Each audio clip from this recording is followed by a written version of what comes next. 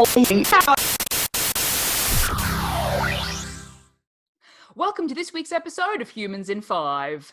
There have been a lot of changes in our society and day-to-day lives in the past few weeks relating to our ongoing COVID-19 pandemic. Kids are out of school, people are working from home, and the shops are working to keep up with the demands of people trying to shore up their resources. That being said, as we mentioned last week, this shift has left us staying within our homes and wondering what to do at times with this shift in our physical spaces.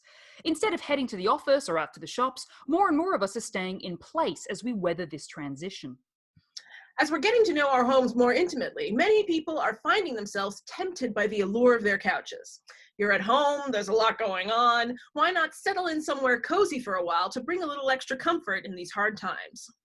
On the flip side, others are starting to get worried about all this time indoors and perhaps shifting away from spaces like the gym or exercising in crowded fitness classes. Some people are worried about their health while they practice social distancing. Lots of people have voiced concerns about being inactive and not fitting in their regular walks or visits to the gym. First and foremost, it's okay to have a bit of downtime. These are unprecedented times, and there's something to be said for finding a bit of cozy solace where you can. That being said, we are also definitely less active under these conditions. On top of that, we're engaging in what are called sedentary behaviors.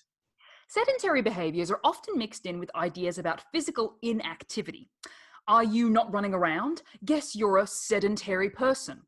That being said, from a research perspective, there are fundamental differences between not being active and being sedentary. For example, there is a difference in quality between not running and sitting in a chair. Sedentary behaviors are associated with long periods of being still or having few interruptions between spurts of staying put. We often gauge activity on a scale of frequency, intensity, type, and time spent doing certain things. Instead, sedentary behaviors are measured on a scale of how many bouts we spend sitting or lying down, whether there are any interruptions in this behavior, the time spent sedentary, and the mode of being sedentary, whether driving a car or watching TV. Researchers are increasingly advocating for sedentary behaviors to be considered wholly on their own rather than in opposition to activity. It turns out there are different physiological and health consequences to some of these sedentary behaviors. For example, even if you have one solid bout of exercise a day, it's not quite the same as regularly breaking up your sitting schedule in terms of your cardiometabolic or even musculoskeletal health. So if these sedentary behaviors have their own consequences, what are we supposed to do during a global pandemic where we're spending more time still than maybe ever before? Well, there are lots of ways to interrupt or break up those sedentary periods. Simple things like setting a timer to remind you to move or taking advantage of an online fitness class might help to get you moving.